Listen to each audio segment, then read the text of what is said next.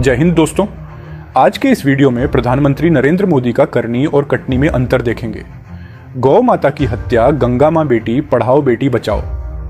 Secularism इन सभी पर दिए हुए प्रधानमंत्री के स्टेटमेंट का सच्चाई देखकर आपकी आंखें खुली की खुली रह जाएगी। प्रधानमंत्री नरेंद्र मोदी एक सभा में कहते हैं, विपक्ष पार्टी को सावन के महीने में मीट और मटन बनाने का मजा ले रहा है। सावन के महीने में मटन बनाने का मौज ले रहे हैं और वह खुद दूसरी तरफ हलाल मीट एक्सपर्ट कंपनी से इलेक्ट्रोल बॉन्ड के ऊपर चंदा लेते हैं और यह कहते हैं गौ हत्या को रुकवाना है तो हमें वोट करो। और केरल में जाकर उल्टा कहते हैं, अगर क्वालिटी बीफ चाहिए तो हमें वोट करो। और जब गोवा में इलेक्शन था तो गृहमंत्री ने खुद कहा था, देश भर में बीफ को बंद करने का हमारा कोई प्लान नहीं है। बीजेपी गवर्नमेंट ने स्लोगन दिया था, बेटी पढ़ाओ बेटी बचाओ। कोई भी व्यक्ति चाहे वो कितना भी बड़ा क्यों ना हो, अगर वो महिलाओं के सम्मान के साथ खिलवाड़ करता है तो उसे बख्शा नहीं जाना चाहिए। और प्रधानमंत्री खुद कर्नाटक में जाकर प्रज्वल रेवन्ना का चुनाव प्रचार करते हैं, जिसके ऊपर 100 से ज्यादा महिलाओं के साथ बलात्कार करने का वीडियो क्लिप वायरल है। और उन्हीं के सरकार में वह देश छोड़कर भाग गया। और बात जब महिला पहलवान की आती है तो उनकी पार्टी आरोपी सांसद बृजभूषण सिंह के बेटे को लोकसभा का टिकट दे दिया। और इन दोनों के प्रचार के लिए खुद प्रधानमंत्री नरेंद्र मोदी जाते हैं। एनडीए के सिर्फ प्रज्वल रेवन्ना, इनके लिए आपका हर वोट मोदी को मजबूती देगा। वही बात जब सेक्युलरिज्म की आती है तो प्रधानमंत्री ट्वीट करके कहते हैं, सेक्युलरिज्म हमारे खून में है।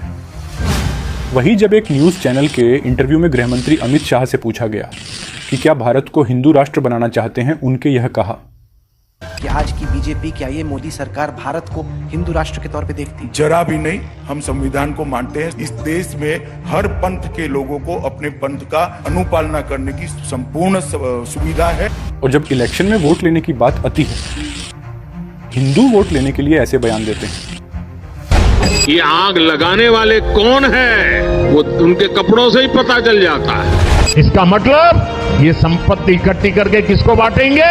जिनके ज्यादा बच्चे हैं उनको बांटेंगे, घुसपैठियों को बांटेंगे।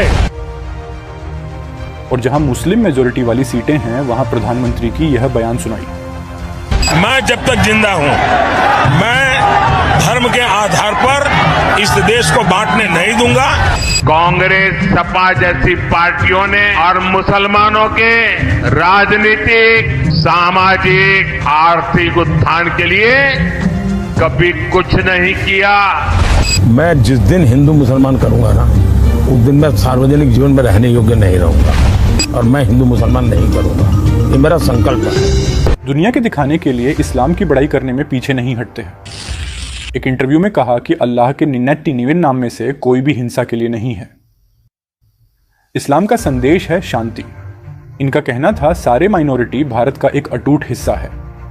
और एक इंटरव्यू, मैं तो ईद, बकरीद और मुहर्रम के बारे में अपनी बात रखी। हमारे घर में ईद भी मिलती थी। मेरे घर में ईद के दिन कुछ का खाना नहीं पकता। सारे मुस्लिम परिवारों से मेरे यहाँ खाना आ जाता था।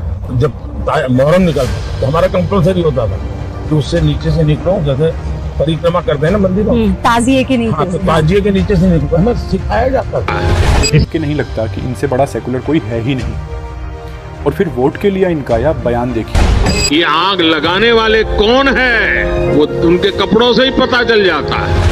इसका मतलब ये संपत्ति इकट्ठी करके किसको बांटेंगे?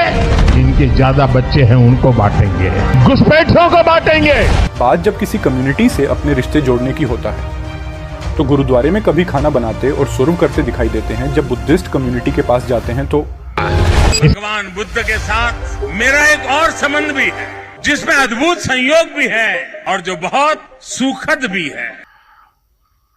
और जब मुस्लिम में बोहरा समाज के पास जाते हैं तो साथियों, बोहरा समाज के साथ मेरा भी रिश्ता बहुत पुराना है। क्रिश्चियन समाज से तो इनका बहुत पुराना नाता होता है।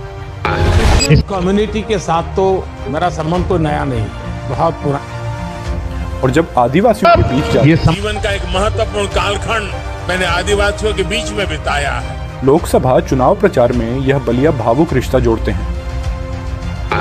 बलिया से मेरा एक भावुक रिश्ता। पंजाब के साथ विशेष नाता रहा है और चीन के साथ इनका विशेष नाता है। पंजाब के साथ मेरा विशेष नाता रहा। चीन के साथ मेरा निजी रूप से भी एक विशेष नाता है। और वही जब बॉर्डर पर इंडिया चीन की लड़ाई होती है तो ये अपने जुबान पर ताला लगाकर बैठे रहते हैं। और फ्रांस के प्रति तो इनकम बहुत पुराना लगाव रहा है। मेरा खुद का व्यक्तिगत रूप से फ्रांस के प्रति लगाव बहुत पुराना रहा है। और जब यादव का वोट लेना हो तो हिंदू वंश के साथ तो हमारा रिश्ता है, हमारा नाता है। और बंगाल इलेक्शन में है अपना भाषण देते हैं तो कहते हैं कि अगले जन्म बंगाल के किसी मां के गोद से पैदा होने। जन्म में बंगाल की किसी मां के गोद से पैदा होने वाला। राज्य चुनाव में तो ये हर राज्य को नंबर 1 राज्य बनाने का सपना दिखा देते हैं। वो देश का नंबर 1 राज्य बना सकते। कर्नाटका को पूरे देश का नंबर 1 राज्य बनाने का लिए। और बात जब करप्शन की आती है तो ये बोलते हैं ना खाऊंगा ना खाने दूंगा।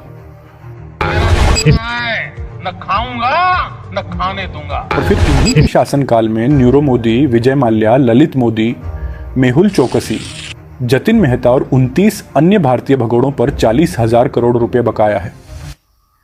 और इसी तरह मैंने स्वाति महिवाल पर भी वीडियो बनाया है, डिस्क्रिप्शन में लिंक है, जाकर देख सकते हैं। दोस्तों, हमारे इस वीडियो पर आपका क्या राय है कमेंट में ज़रूर लिखकर बताइएगा।